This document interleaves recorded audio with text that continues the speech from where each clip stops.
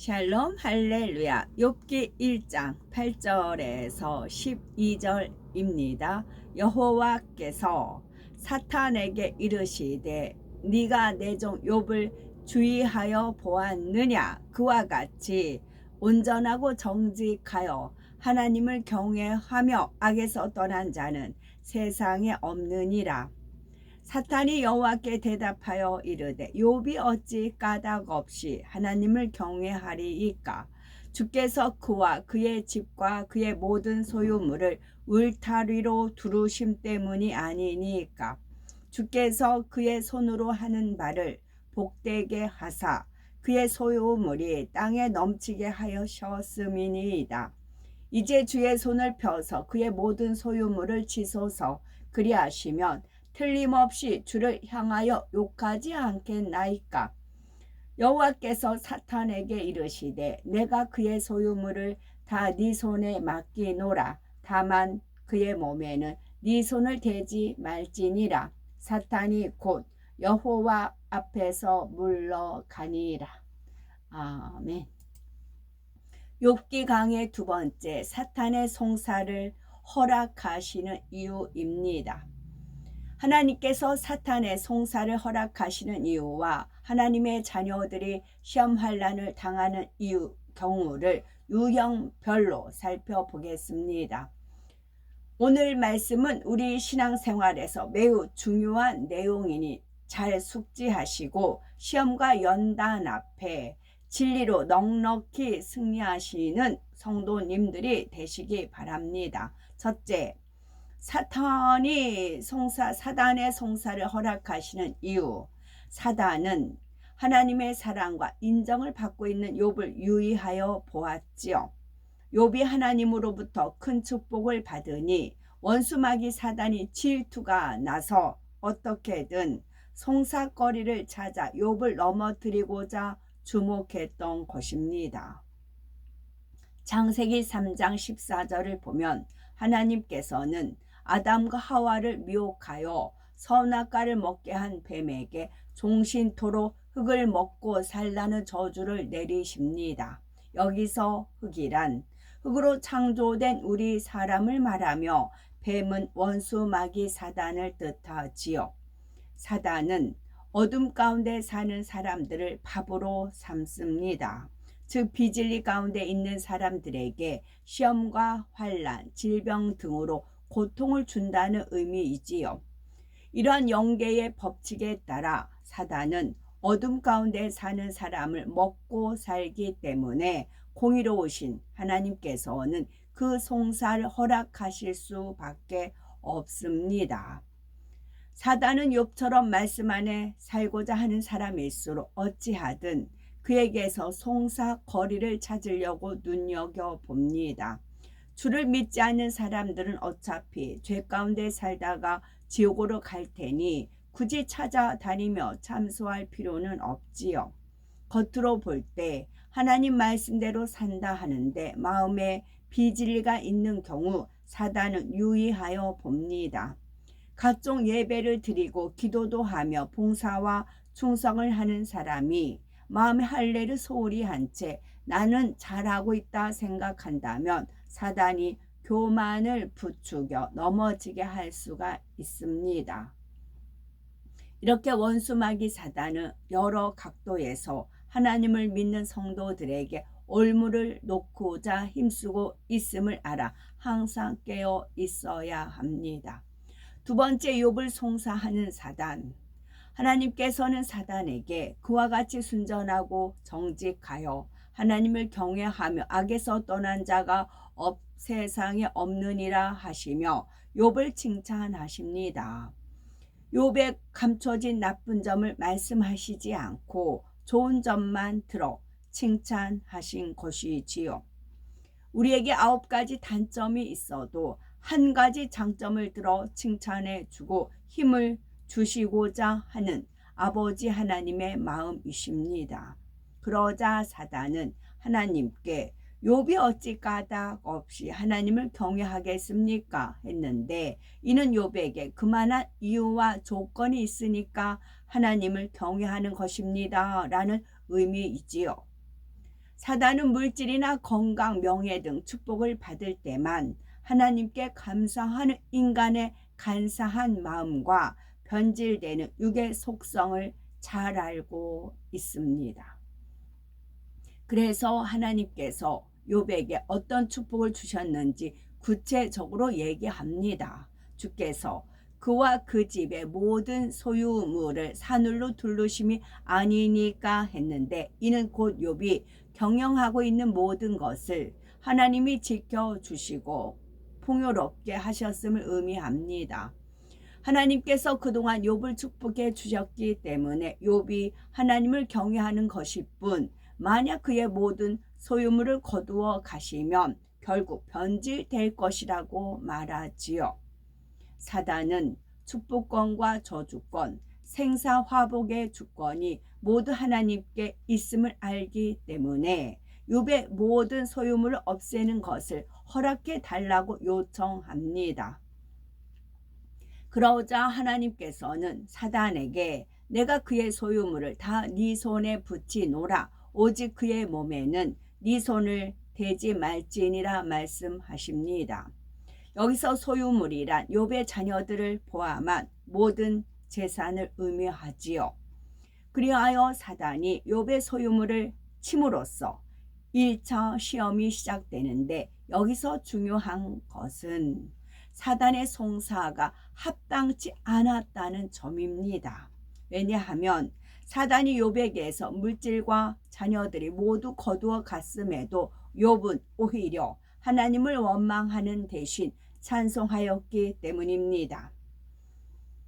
욥기 1장 20에서 22절에는 1차 시험은 사단의 송사가 틀렸음을 증거해 주지요.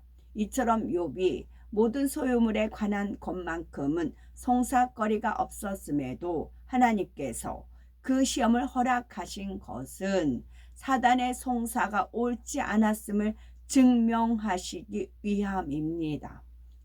세 번째, 하나님의 자녀들이 시험 환난을 당하는 경우는 첫째, 불의한 일을 행하도록 미혹하는 사단의 시험이 있습니다.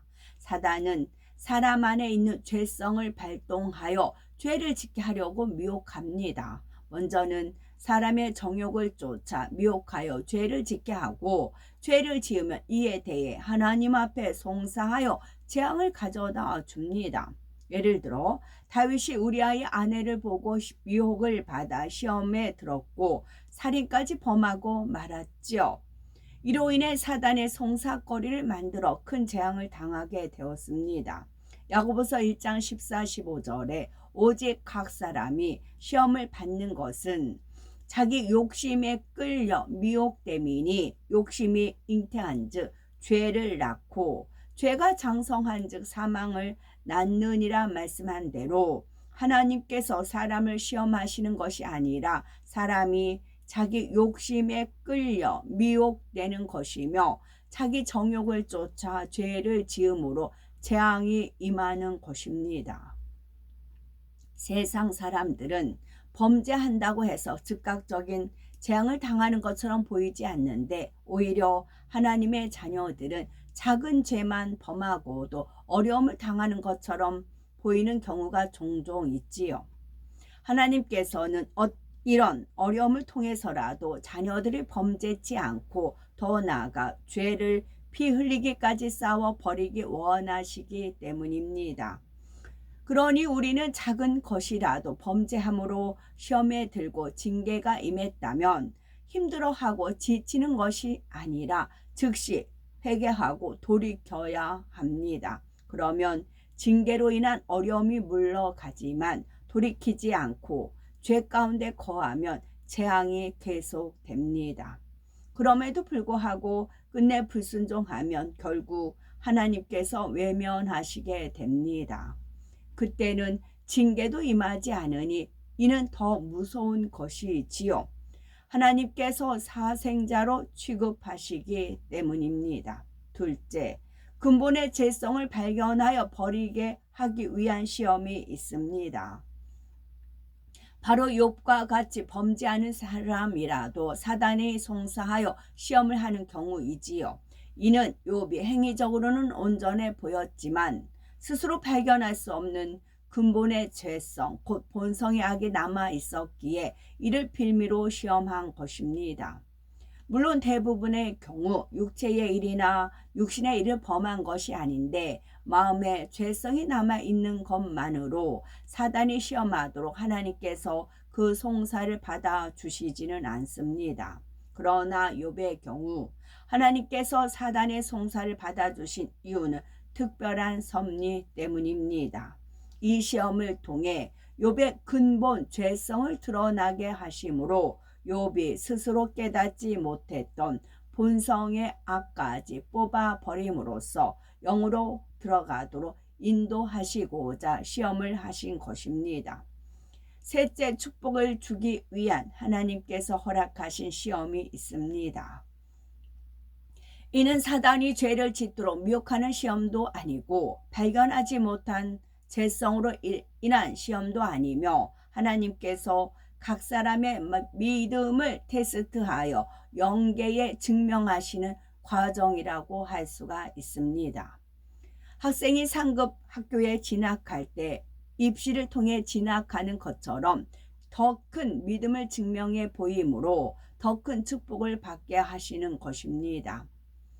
고린도전서 10장 13절에 사람이 감당할 시험 밖에는 너희에게 당한 것이 없나니 오직 하나님은 미쁘사 너희가 감당치 못할 시험 당함을 허락지 아니하시고 시험 당할 즈음에 또한 피할 길을 내사 너희로 능히 감당하게 하시느니라 말씀한 대로 축복을 위한 시험은 각자 믿음의 분량에 맞게 감당할 만큼만 허락하십니다. 예를 들어 하나님께서는 아브라함에게 이삭을 바치라 명하셨지요. 아브라함이 이 시험을 통과할 것을 하나님께서는 알고 계셨습니다. 하나님은 죽은 자 가운데서 다시 살리시는 하나님의 능력을 믿고 즉시 순종했지요. 모리아산에 올라가 단을 쌓고 나무를 벌려 놓은 다음 이삭을 묶어 단에 올려 놓았습니다. 이삭을 향해 막 칼로 내리치려는 순간 하늘에서 아브라함을 부르는 음성이 들렸지요. 하나님께서 사자를 보내 그를 멈추게 하신 것이었습니다. 아브라함이 믿음으로 시험을 통과한 후에야 하나님께서는 이제야 네가 나를 경외하는 줄을 안다라고 인정해 주셨지요. 이렇게 시험을 통해 확증하심으로써 하나님께도 영광이 되며 악한 영들 앞에서도 아브라함이 축복받을 그릇임을 증명되었습니다. 하나님께서는 믿음으로 시험에 통과한 아브라함에게 큰 축복을 내리십니다. 하나님께서 우리에게 축복을 주시기 위해 테스트하신 경우는 설령 우리가 통과하지 못한다 해도 시험에 들지 않습니다. 반드시 피할 길을 주시고 오히려 합력하여 선을 이루어 주시지요. 자격이 안 되면 축복을 못 받는 것뿐이지 그것으로 인해서 환난이 임해야 할 이유는 없기 때문입니다. 욥의 경우도 1차 시험의 결과만 놓고 보면 사단의 송사가 분명히 잘못된 것이었고 까닭없는 송사였지요. 욥은 아무런 원망 없이 시험을 통과하여 그 증거를 보였기 때문입니다. 하지만 하나님께서는 욥을 더 큰 믿음과 온전한 모습으로 변화시키시고자 계획하셨기에 결국 2차 시험까지 허락하십니다. 하나님께서 욥에게 시험을 허락하신 것은 연단을 통해 근본의 악을 보게 하시고 마침내는 악을 벗어버림으로써 온전한 영의 차원으로 들어오게 하시기 위함이었습니다. 이때 사단이 욥을 연단하는 도구로 사용되었지요. 사단은 악한 영의 세계에 속한 존재로서 하나님의 큰 섭리 안에서는 결국 인간 경작을 온전히 이루기 위해 필요한 존재입니다. 우리는 원수 마귀 사단이 공중권세 잡고 있는 육의 세상에서 경작을 받기에 때로는 사단의 송사를 받아 마음의 악을 발견하여 버릴 수 있는 것이지요. 그래서 결국은 상대성을 체험하고 하나님께서 기뻐하시는 자녀, 자유의지 가운데 순종하는 참 자녀의 열매로 나올 수가 있습니다. 이러한 하나님 아버지의 사랑의 섭리를 깨달아 아버지 하나님의 고대하시는 참 자녀로 열매로 나오실 수 있는 우리 모두가 되셔야 되겠습니다. 아멘. 샬롬.